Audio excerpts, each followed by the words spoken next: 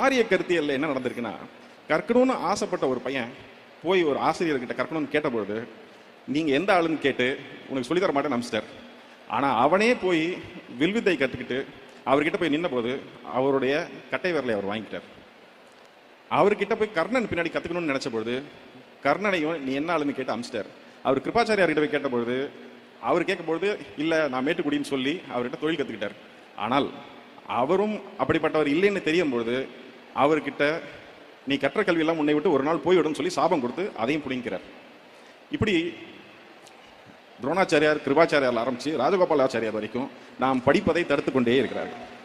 ஆனால் இந்த கொள்கைக்கு எதிராக சமத்துவம் இருக்கக்கூடாதுன்னு சொல்ற இடத்துல சமத்துவமும் சமூக நீதியும் இருக்கணும்னு சொல்ற ஒரு கட்சி ஒரு கொள்கை ஆட்சியில் இருக்கும்பொழுது அவங்க எல்லாரையும் படிக்க வைக்கிறதுக்கு எத்தனை திட்டங்கள் முடியுதோ அத்தனை திட்டங்களையும் போடுறாங்க. காலை உணவு கொடுக்குறாங்க, நான் முதல்வன் இருக்கு, தமிழ் புதல்வன் இருக்கு, இந்த இப்படி அவங்க ஒரு வரிசையா திட்டங்கள் போட்டு எப்படியாவது படிச்சிருக்கன்றாங்க. இல்லை நீங்க கட்டணம் இல்லாமல் பேருந்து கொடுக்குறாங்க, வேற யாரும் ஆட்சி பண்ணாலும் அவங்க மடிக்கணினி கொடுக்குறாங்க, சைக்கிள் கொடுக்குறாங்க, எப்படியாவது படிச்சு மேலே போயிருங்கிறாங்க.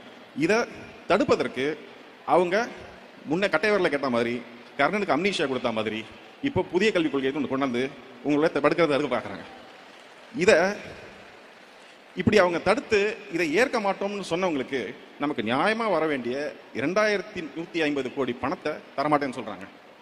இப்போ நமக்கு உடன்பாடு இல்லாத அல்லது கொள்கையாக அரசியலாக முரண்பாடு கொண்ட ஒரு கட்சி ஒன்றியத்தை ஆளும்போது எந்த உதவியும் இல்லாமல் கைகளை கட்டி கால்களை கட்டி தண்ணீரில் போட்டதுக்கு அப்புறமா நீந்தலாம் என்று பார்க்காமல் தான் நீந்தி தமிழக மக்களையும் கரை சேர்க்கக்கூடிய ஒரு உழைப்பை செலுத்தியிருக்கக்கூடிய இந்த முதல்வருக்கு என்னுடைய மனமார்ந்த நன்றிகளை தெரிவித்துக் கொள்கிறேன்.